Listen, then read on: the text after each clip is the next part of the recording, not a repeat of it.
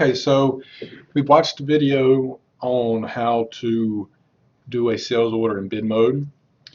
You watched a video on how to do a sales order to bill a customer. And now what we're going to do is we're going to do a return order. So it's a very common thing that you may have to do for a customer, and it's still part of the sales order entry process. And so what we're going to do is the previous order that we did in the previous video, we're going to go and return that item and credit the customer's account.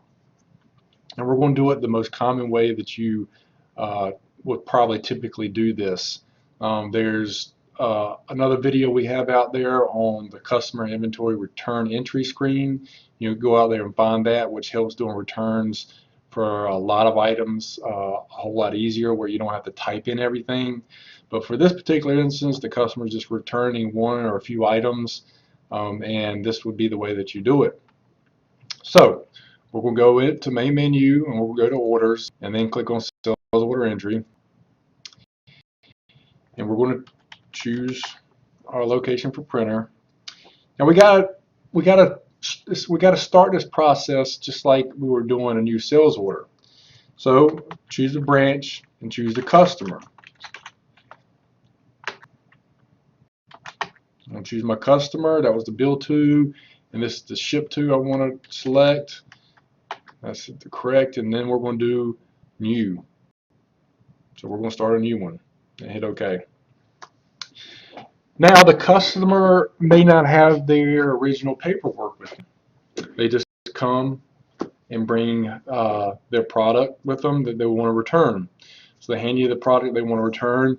You start a new sales order, but instead of it in a quantity, positive quantity, we're going to put a negative and then enter the quantity which they're returning. So we're going to do 1 and press enter, and then type in the product that they're returning. And there it is right there.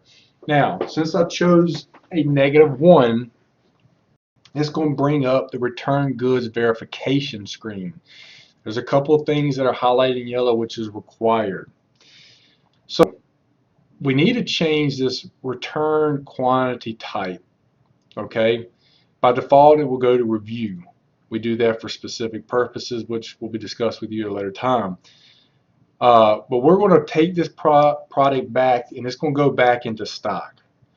So there's other statuses here, which that's what I meant when I will discuss those in another video. But for this particular issue or return, the product is perfectly fine. We're just going to go put it right back in our stock. So we need to choose stock here, and that's the one that you'll typically choose. You may the next one that you'll probably choose outside of stock will be defective. In other words, if a product is being returned because it doesn't work correctly, it needs to be flagged as defective. But this one is stock, so it's going back in our stock. Okay, and then we require a reason for a return code. So you got to come down here and you have to choose this. So we've got a number of different return codes set up in the system that you can choose from. And for this particular one, we're just going to say customer canceled order, or customer ordered wrong item, or customer returned excess. I'm just going to hit customer canceled order because this one item completes the whole order from the previous one that we did. Okay. Now, there is a section down here in the bottom where you can type in return comments. For this particular issue, this was for training purposes again. So I'm just going to type in training ticket and just leave it at that. So there's another place there where you can type in information that gets logged to the order for the reason that the material is returned. The customer can give you a specific reason of why he's doing the return. Typically whenever you go take a product to any store and return something, the person doing the return with you asks you what's wrong with it. We kind of have the same process, or why you're returning it, and you can type any comments the customer leaves down there at the bottom. Now, we need to associate this return with the original sales order. Now, if the customer brings the sheet of paper or the receipt back with them, and he hands that to you, you can look at the receipt in the top right hand corner and get the order number and simply type in the order number.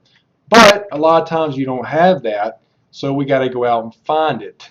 Now, you can click on this inventory history button and it will take you to the screen that will help you find it. And if you try to exit out of this screen, it'll take you to that same inventory history screen as well. So you can click on X if you want to, but it's still going to take you here. So what I'm going to do is I'm going to click on this inventory history button. And what it's doing is just bringing up the history for this customer and for the product that we entered on the ticket, and showing you the previous orders that was done for this particular customer for this particular product. And there it is right there. This is the order that we did in the previous video, and it popped right up. Now there's a good chance when you do orders you could see a whole lot of tickets under a particular customer for that same product, and usually it'll be the ticket, the most recent ticket. But you can change this view right here to see the PO. So if the customer tells you he knows what the PO number is used for it, you can come up here and change this view by clicking on customer/customer PO, and by doing that, it'll add a column here to say customer PO. That way, if you're looking at a screen that has a whole lot of sales orders on it and the customer knows what the PO number is, you can change the view and it'll show you what the customer PO is, so you can select the ticket that you want to return this to. Now all you have to do is click on it and get, so I've clicked on it. You can see that it's been selected because it's got like a bold black box around it, and once I have that selected, I can click on this X button right here to close it, and it's going to say select the current line item and exit, and you're just going to hit yes, and it puts that sales order number in there. And as mentioned, if the customer did bring the original paperwork back with them, you could simply type in that sales order number yourself. Now I'm going to click the X, and it says, do you want to save changes? I'm going to hit yes, and notice what it did here. It added some additional information underneath the product description saying original sales order was this and the customer's PO for that was that. So this will print on the ticket that you give the customer for return for their purposes, so they can see that it was credited back to the original ticket.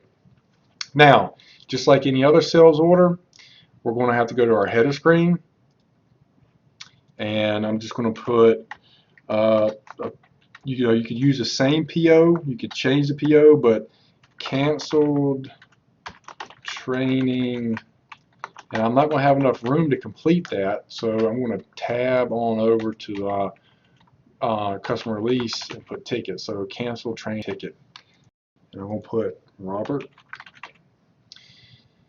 and I'm going to leave an internal note used for training purposes. And I don't need to go to the total screen, but the customer asked, what the return total would be. It should match the original sales order completely, unless they're only returning, unless the ticket had multiple items or only returned a few, and it's a negative 55 cents, which is correct. We're going to go to my status screen. We are going to leave it to pick up now. And remember, whenever it's pick up now, even though it says print no right there, it will still print the ticket for you automatically. And I've clicked the X, and it says, you get this little warning here, a little pop-up here. It says you are about to process our sales order return, and you're just going to hit OK there, because yes, that's what we want to do, and hit OK. And what happened now is that customer's account was credited for the material that he returned.